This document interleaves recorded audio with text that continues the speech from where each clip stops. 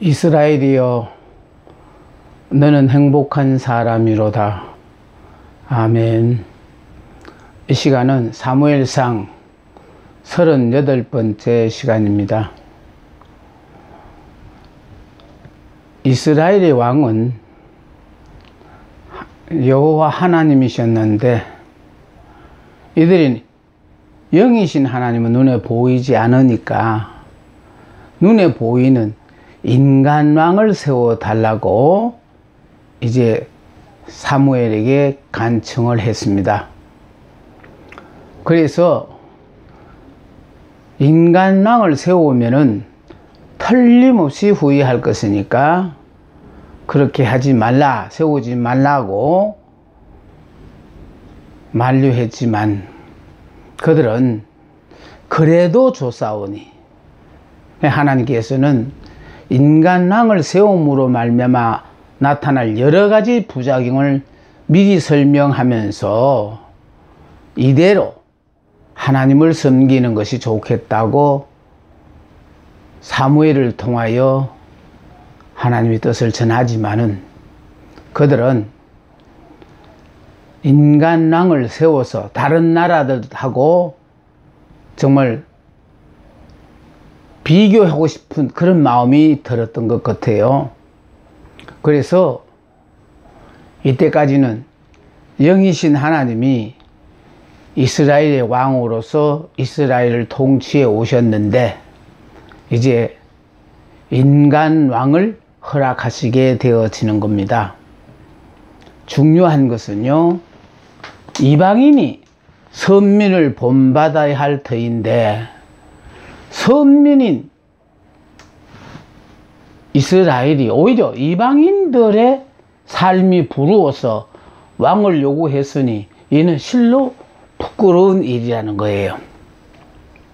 이것 바로 우리 믿는 사람이 자기 신앙에 대한 자부심이 없을 때 다른 사람은 어떻게 사느냐 하고 그 영향을 받아서 그래서 자기가 믿고 싶은 것을 믿으려고 하는 겁니다.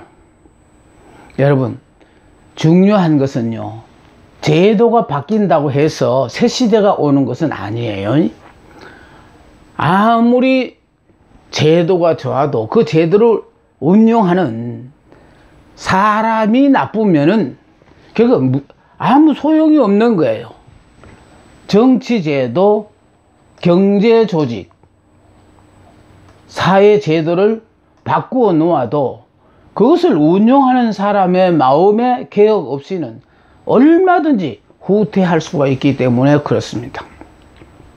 그러니까 우리는 외모를 보고 사람을 선택하는 것이 중요한 것이 아니고 그 마음이, 결국은 하나님을 향하는 마음인지 아니면 세상 사람들의 그 여론에 치우치는지, 이런 것들이 바로 지금 우리가 믿는다고 자부하면서도요, 나는 믿기 때문에 이런 삶을 사노라 하고 자부심을 갖고 내가 믿는 하나님을 내 삶의 현장에서 나타내려고 하는 그런 사명감을 우리가 감당해야 합니다. 연약한 그들이 하나님을 의지할 때는 출애굽 이후 40년간의 광야 생활에서도 살아났고, 사실은요, 이스라엘 백성들은 다른 민족과 비교하여 강한 민족도 아니에요. 많은 민족도 아니에요. 가장 작은 민족이에요.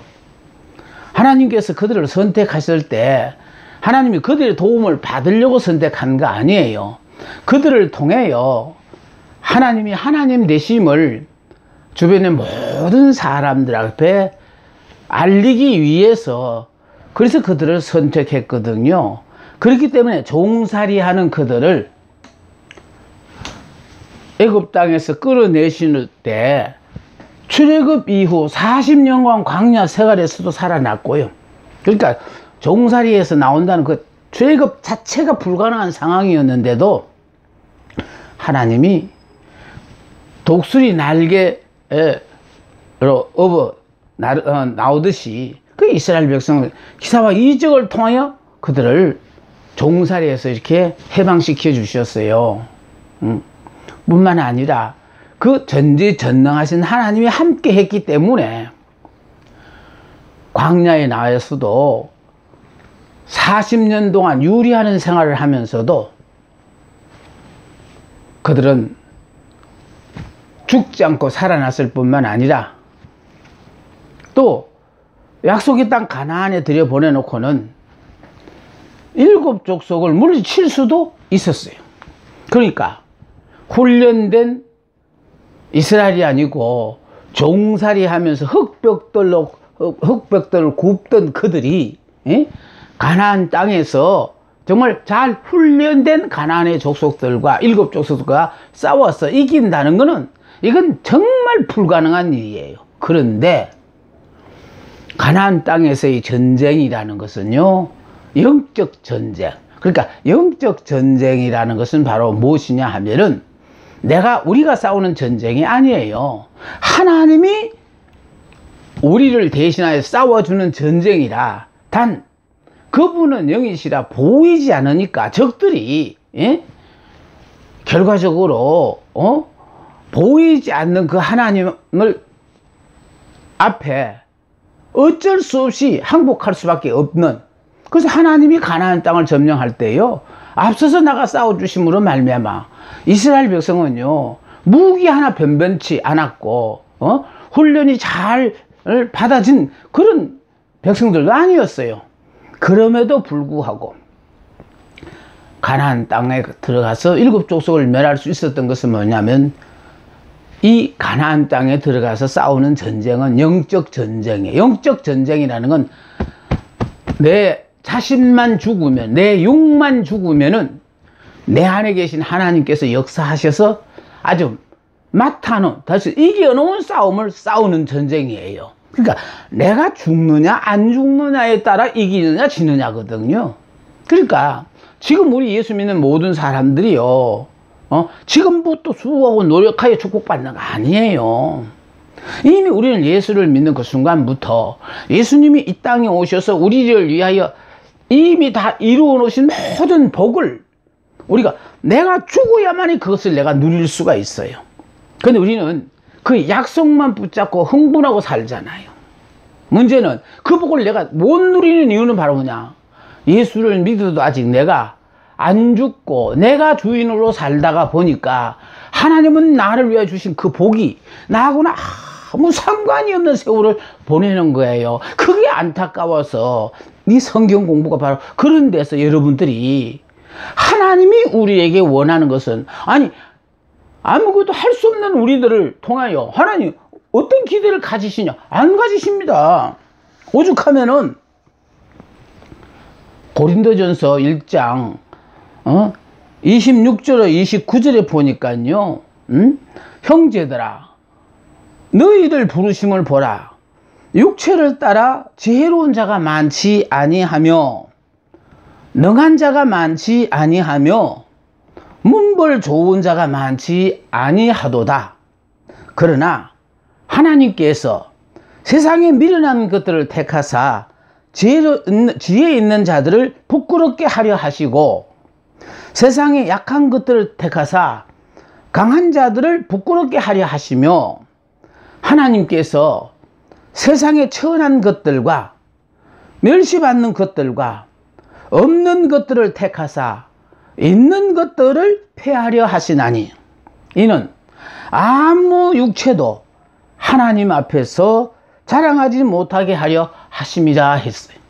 다시 말해서 우리가 육적으로 다른 사람들보다 특별하게 잘나고 똑똑한 능력이 있어서 우리를 선택한 것이 아니에요. 하나님은 영이신데 영이신 하나님이 결국은 당신을 드러내기 위해서는 육을 입은 인간이 필요하다는 거예요. 그러니까 하나님께서 육을 입은 인간을 필요로 하시는데 이 육을 입은 인간들이 잘나고 똑똑한 능력 있는 사람들이 아니라는 거예요. 방금 고린도전서 1장 26절에서 29절에서 제가 읽어 드리는 것처럼 하나님은 육체를 따라 지혜로운 자가 많지 아니하며 능한 자가 많지 아니하며 문벌 좋은 자가 많지 않다는 거예요. 예? 왜 이렇게 세상에 미련한 것들, 이런 사람들 독해나니까 이런 자들을 택하여 지혜로운 자를 부끄럽게 하려 하시고 세상에 약한 것들을 택하사 강한 자들을 부끄럽게 하려 하시며 세상에 천한 것들과 멸시받는 것들과 없는 것들을 택하사 있는 것들을 폐하려 하시기 위해서 우리를 부르셨대요.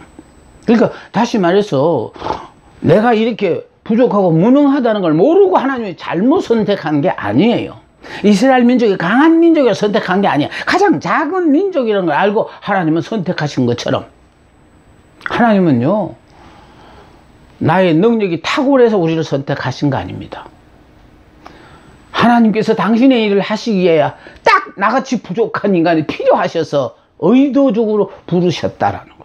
그러니까 너무 자격지심 가지고요, 아이고 나같이 부족한 인간이 어떻게 이 일을 하냐 걱정하지 마세요. 주의 일은 주님이 하셔요. 하나님의 일은 하나님이 하신다고. 그러니까 하나님이 계획하시고 그 일을 추진해 가시며 과정과 결과까지도 하나님이 다 하나님의 것이에요. 그러니까 가지고 우리는요, 나처럼 이렇게 부족함에도 불구하고 하나님이 이렇게 붙잡고 서주시는 것만도 감사한 줄 알고 자족하면서 감사하면서 최선을 다하여 우리에게 허락하신 사명을 감당하면 돼요. 그래서 중요하다는 것은요, 이렇게 약한 민족인데도 불구하고 하나님이 그들을 통해서 가나안 7 족속을 물리칠 수 있게 하셨어요.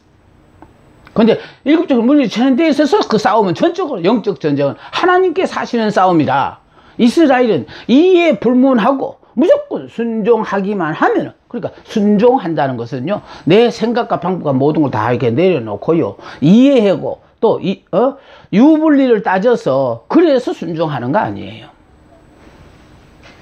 이해와 상관없이 하나님의 말씀이니까 우리는 무조건 하고 순종하기만 하면은 하나님께서 약속하신 그 약속의 말씀대로 그대로 다 이루시는 거예요. 예. 그래서 많은 사람들이요, 저건 저들이 한 일이 아니다, 저거는 저들이 믿는 하나님이 하신 일이라고 인정하게 하신다는 거예요. 그런데 이스라엘 백성은 하나님을 온전히 믿지 못하고 자신들의 왕과 자신들의 무기를 믿으라고 했어요. 그러니까 우리가요, 정말 영이신 그 하나님을, 그러니까 안 보이니까 믿지를 못하는 거예요. 그래서 기독교는요, 말씀의 종교예요. 그 말씀의 종교니까 보고 믿는 거 아니에요.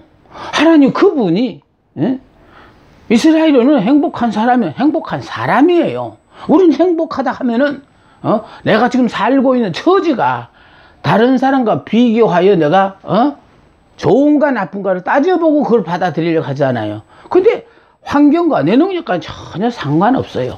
우리를 향하신 하나님의 뜻이 행복한 사람이라 내 능력과 상관없이 하나님이 행복하게 살도록 허락하시는데 우리가 그걸 무슨 재간을 거부할 수가 있어요. 그냥 믿고 그냥 누리고 사는 거예요.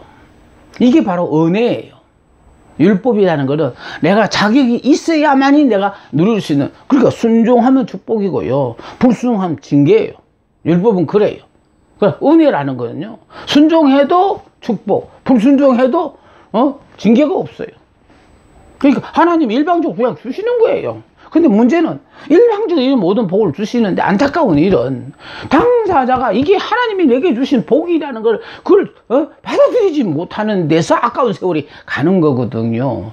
뭐 이걸 어떻게 여러분을 깨우쳐 주기 위해 특별한 방법이 있으면 제가 무엇이 아까워서 안 가르쳐 드리겠습니까? 그것은 오로지 이런 영적인 말씀을 여러분이 자꾸 들음으로 말미암아 그래서 여러분들이요, 야 정말 어느 한순간에 지금까지 그렇게 강조하던 그 모든 말씀들이 다 나를 위하여 하나님 하셨고 허락하셨구나. 그런데 나는 그거를 깨닫지 못하고 아주 너무 같은 소리를 자꾸 들으니까 그냥 듣기 싫었는데 이렇게 후회하는 분들이 많아요.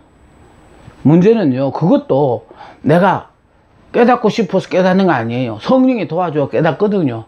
때가 와야 돼요. 그러니까 중요한 것은요, 가르치는 나나 여러분, 이 말씀을 듣는 여러분이나 타이밍이 돼야 그제서 깨달아지니까.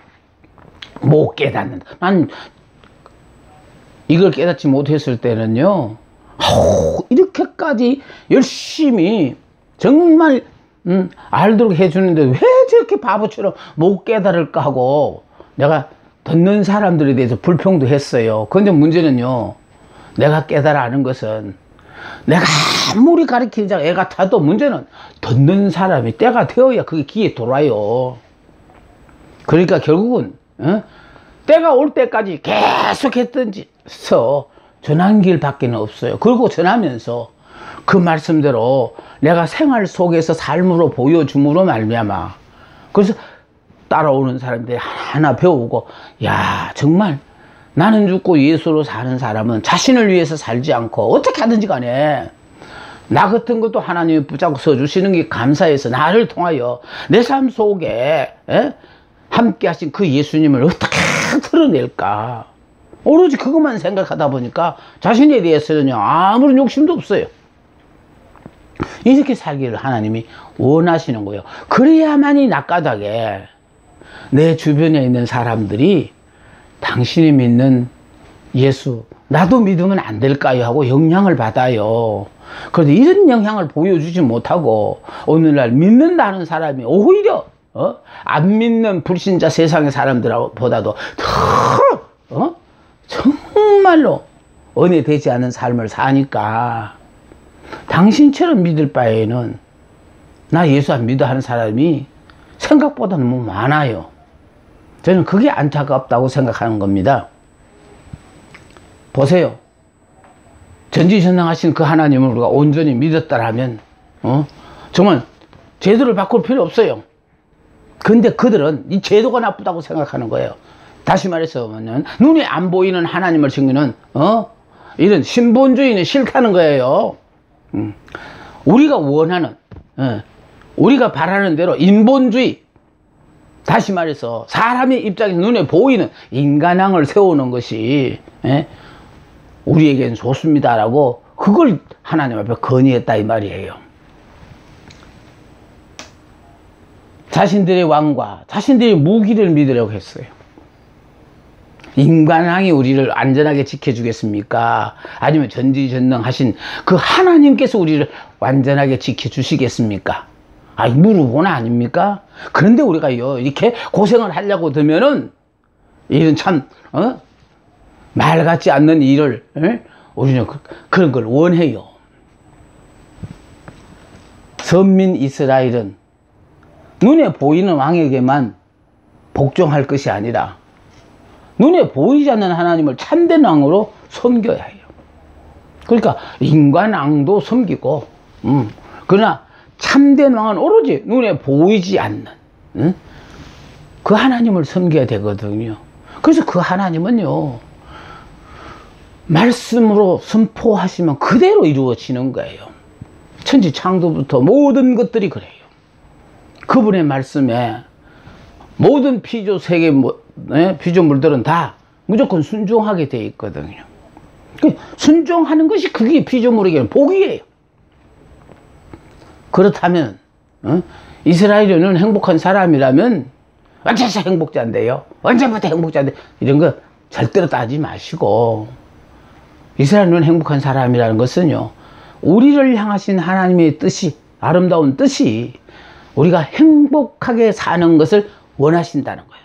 그래서 행복하게 사는 법은 바로 무엇이냐 하니까, 그러니까 오로지 그리스도를 우리의 머리로 하고 그분이 허락하신 모든 환경에 순응하고 주신 말씀에 무조건 아멘 하면서 살다가 보면은 그래서 결과적으로요 감사 찬송만 나오는 행복한 삶의 주인공으로 우리가 많은들이 부러워하는 역사의 주인공이 되는 거예요.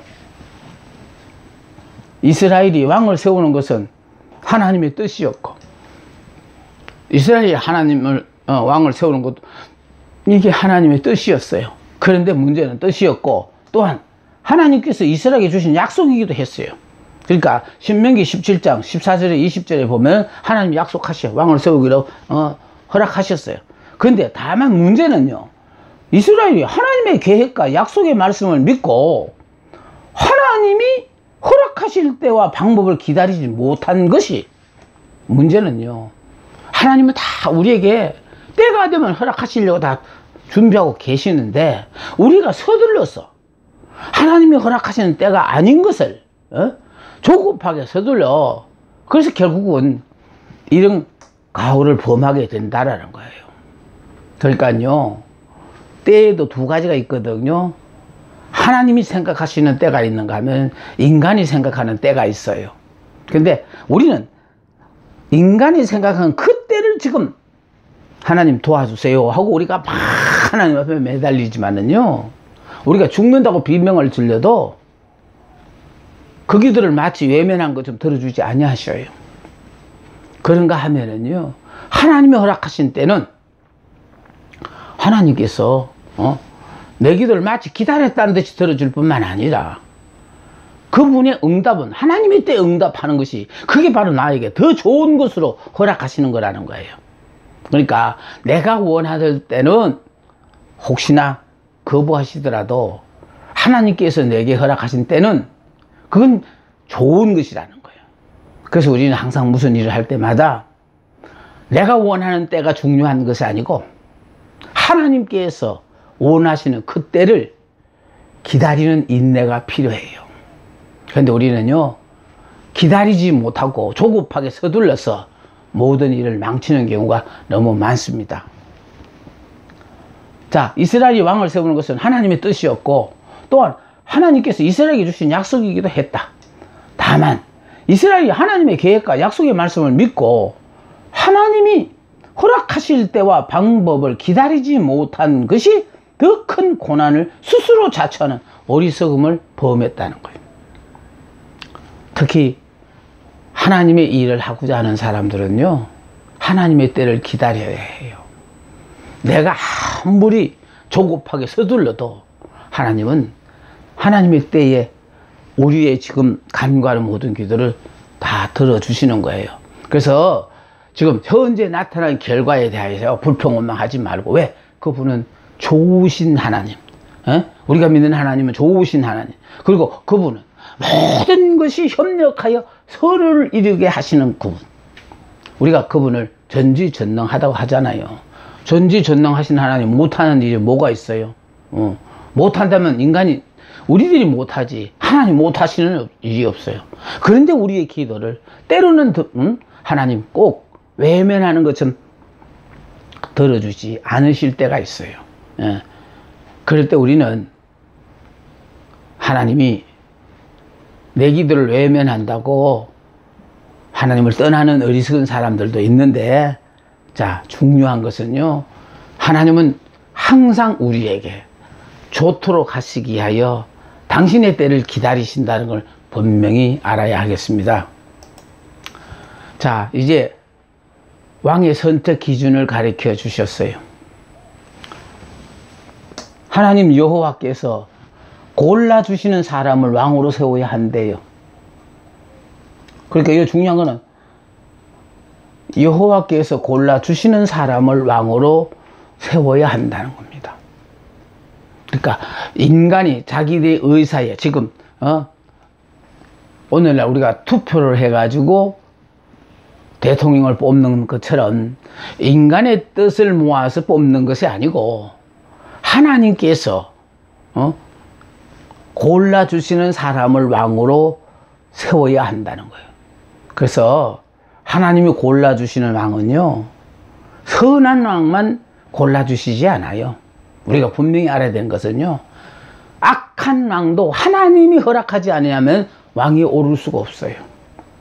그런데 우리는 선한 왕은 하나님이 세우신 것 같고 악한 왕은 하나님이 세우시지 않은 걸로 아는데, 우리의 삶이 하나님 앞에 복받을 사람이 되어지면 선한 왕이 우리를 다스리고 우리가 하나님을 거역하고 불순종하는 사람들로 바뀌면은 결국 악한 왕을 세워서, 그래서 그 악한 왕으로 말미암아 우리의 삶에 더 힘들고 어려운 삶을 살도록 하나님이 허락하시는 거예요.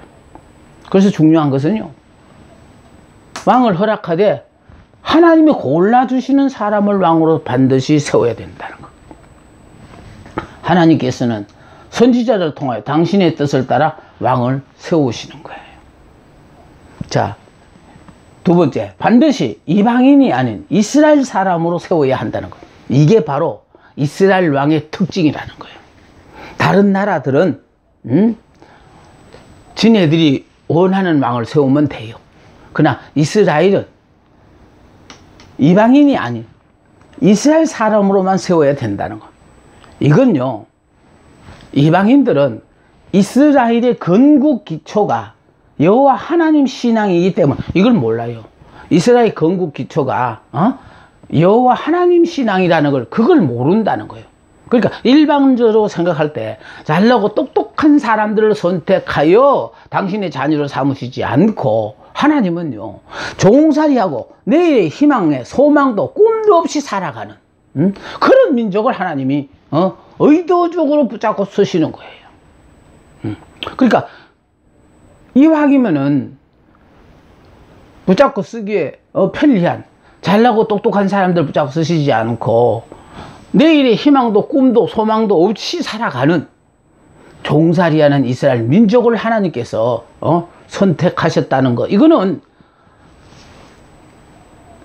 이스라엘 민족과 하나님과의 관계를 모르는 사람은 이해를 못해요.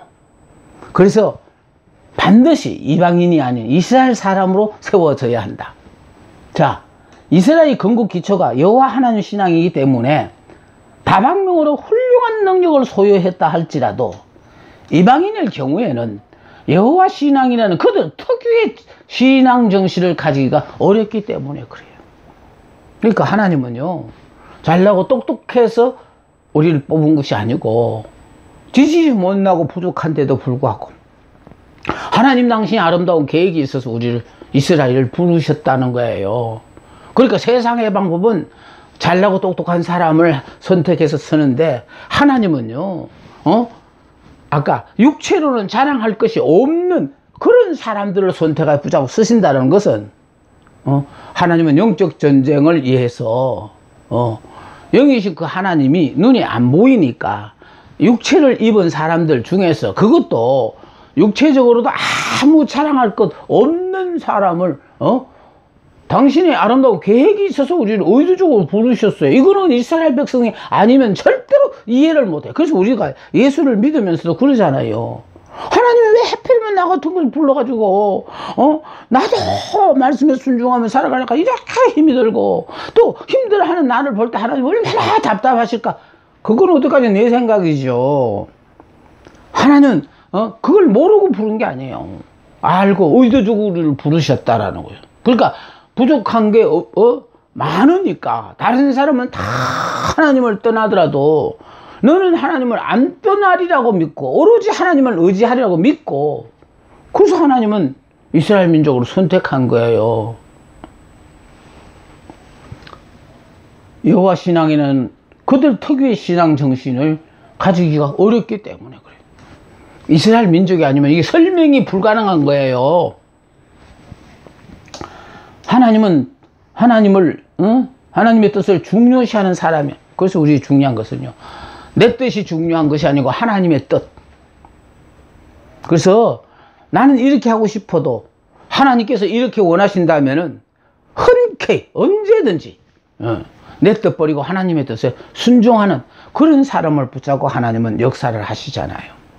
그러니까 자기 꿈이 있는 사람을 불러서 하나님이 더 큰 꿈을 주셔요. 그랬을 때 꿈을 포기하지 않으면은 결과적으로 하나님이 허락하신 꿈을 내가 받아들일 수가 없어요. 그러니까 내 꿈을 버려야만이 그걸 받아들이는 거거든요. 자, 그래서 하나님의 뜻을 중요시하는 사람이어야만이 왕으로 선택될 자격이 있다는 거예요. 그리고 하나님을 두려워할 줄 아는 사람이라야 한다는 거예요. 그러니까 하나님을 두려워하지 않는 사람, 그러니까 하나님을 두려워하지 않으니까 결국은 하나님 앞에 불순종하는 것이죠. 하나님을 두려워하지 않는 사람은 결국은 백성도 두려워하지 않기 때문에 그래요. 그러니까 백성을 두려워할 할 줄 알아야 되는데 하나님을 두려워하지 않다가 보니까 백성들을 알기를 우습게 한다는 거예요. 가볍게 알고. 그래서 내 마음대로 부려도 된다고 생각하는 그런 사고방식을 가지고 있기 때문에 그러하다는 거예요. 그래서 하나님은요, 왕의 선택 기준을 말씀하시는데 반드시 여호와께서 골라주시는 사람을 왕으로 세워야 한다. 그러니까 내 마음에는 안 들어도 하나님이 왕으로 세우시면 우리는 무조건 하고 그분을 왕으로 모셔야 된다라는 거예요. 내 마음에 안 들다 나는 싫어. 하나님이 자녀가 아니에요. 그래서 인간적으로는 내 마음에 안 들어도 하나님께서 내게 허락하신 왕이라면은 우리는 그분께 순종해야 될, 이에 불문하고 무조건 순종해야 합니다. 두 번째는 이방인이 아닌 이스라엘 사람으로만 뽑아야 된다. 왜? 이스라엘 민족 고유 신앙을 이방인은 절대로 이해하지 못한다. 왜? 애굽에 종살이하는 이스라엘 백성들을 기사와 이적으로 끌어내셔가지고 광야 40년 동안에 정말 힘들고 어려운 그 방랑의 세월 가운데서도 하나님이 그들을 함께 해주셨고, 또 약속의 땅 가나안에 들어가서 가나안의 7족속과 더불어 싸우는데도 전적으로 하나님께서 함께 하심으로 말미암아 그 땅을 소유하게 되어졌잖아요. 이런 것은 다른 이방인으로서는 이해가 불가능해요. 오로지 이스라엘 민족만이 누릴 수 있는 것이기 때문에 그래요. 하나님의 뜻을 중요시하는 사람. 그래서 하나님의 뜻이라면 언제든지 자기 뜻을 포기할 수 있는 사람이어야 합니다. 또 하나님을 두려워할 줄 아는 사람이어야 돼요. 하나님을 두려워하지 않는 사람은 백성들도 두려워하지 않기 때문에 그러합니다.